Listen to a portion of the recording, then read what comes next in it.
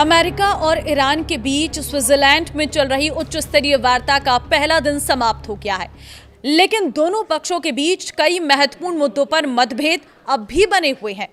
बैठक में क्या रहा, किन बातों पर बात नहीं बन पाई और किस पर बन पाई, इस रिपोर्ट में दिखाएंगे। नमस्कार, मैं हूं आपके साथ ममता तिवारी और आप देख रहे हैं न्यूज़ 18 का डिजिटल प्लेटफॉर्म।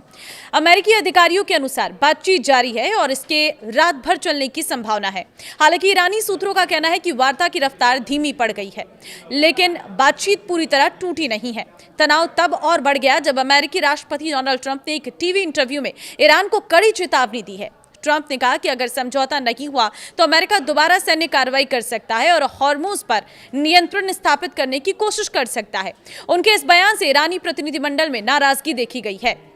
हॉर्मुज इस वार्ता का सबसे संवेदनशील मुद्दा बना हुआ है। हाल ही में दोनों देशों ने इस महत्वपूर्ण समुद्री मार्ग को फिर से खोलने के लिए एक प्रारंभिक समझौता किया था, लेकिन इसके बावजूद तनाव कम नहीं हुआ। ईरान का कहना है कि उसकी सुरक्षा और आर्थिक मांगों को नजरअंदाज नहीं किया जा सकता, जबकि अमेरिका जलमार्ग में निर्बाध आवाजाही सुनिश्चित करना चाहता है। लेबनान का संघर्ष भी बातचीत में बड़ी बाधा बना हुआ है। ईरान ने साफ कर दिया है कि जब तक लेबनान में इजरायली हमले नहीं रुकते हैं, तब तक वार्ता में ठोस प्रगति मुश्किल होगी। दूसरी ओर इजराइल ने अपने रुख में कोई नरमी नहीं दिखाई है। इजरायली रक्षा मंत्री इजराइल काटज ने कहा है कि दक्षिणी लेबनान में इजरायली सेना तब तक बनी रहेगी जब तक उसे जरूरी समझा जाएगा। वहीं हिजबुल्लाह ने संघर्ष विराम के किसी भी उल्लंघन का जवाब देने की चेतावनी दी है। पहले दिन की वार्ता में लेबनान की स्थिति, हॉर्मुज और क्षेत्रीय सुरक्षा जैसे मुद्दों पर चर्चा हुई। ईरानी प्रतिनिधिमंडल के मुताबिक बातचीत में कतर में जमी ईरानी संपत्तियों की वापसी और तेल निर्यात से जुड़े प्रतिबंधों में अस्थायी राहत पर भी विचार किया गया।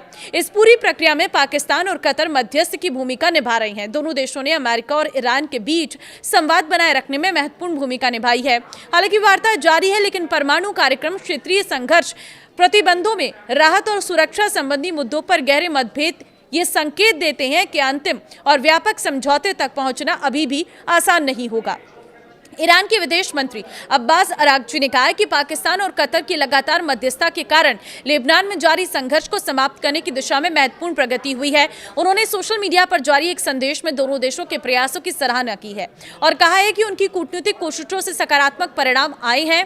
और अरागची ने कहा है उनके मुताबिक बातचीत के दौरान कई महत्वपूर्ण मुद्दों पर सहमति बनी है। उन्होंने दावा किया है कि ईरान के तेल और पेट्रोलियम उत्पाद के निर्यात पर लगी बाधाओं में राहत दी गई है। इसके अलावा कुछ आर्थिक प्रतिबंधों में भी ढील मिली है, जिससे ईरान को अंतर्राष्ट्रीय व्यापार में मदद मिल सकती है। उन्होंने ये भी कहा है कि ईरान की कुछ जमी हुई विदेशी संपत्तियां जारी करने की प्रक्रिया शुरू हो गई है। ईरानी विदेश मंत्री ने बताया कि देश के पुनर्निर्माण और विकास के लिए एक बड़े कार्यक्रम की शुरुआत भी की गई है, जिससे अर्थव्यवस्था को मजबूती मिलने की उम्मीद है। तो फिलहाल बातचीत की मेज अभी भी तैयार है। लगातार वार्ताओं का दौर लगातार जारी है। पहली रात बीत चुकी है, लेकिन अभी कई रातें और बीतनी है, क्योंकि अभी भी मेज पर बातचीत चल रही है। लेकिन किसी भी तरह का अगर कोई बयानबाजी ना हो तो कहीं ना कहीं कोई सार्थक चर्चा हो सकती है और कुछ मुद्दों पर बात बन सकती है। लेकिन जैसे ही मेज पर बातें होती हैं तो कुछ ना कुछ बयान अमेरिकी राष्ट्रपति डोनाल्ड ट्रंप देते हैं, जिससे ईरानी प्रतिनिधिमंडल का गुस्सा बढ़ जाता है और फिर बातचीत सही होने के बजाय बिगड़ती चली जाती है। अब देखना होगा कि युद्ध की समाप्ति के लिए क्या बातचीत जम पाती है या नहीं, या फिर अभी इसी तरह से आगे युद्ध बढ़ता जाएगा और दुनिया को इससे नुकसान होता जाएगा। आपको क्या लग रहा है, कहां पर नहीं बन रही है बात और किसको शांत रहने की जरूरत है? मुझे कमेंट में अपनी राय जरूर दें। नमस्कार।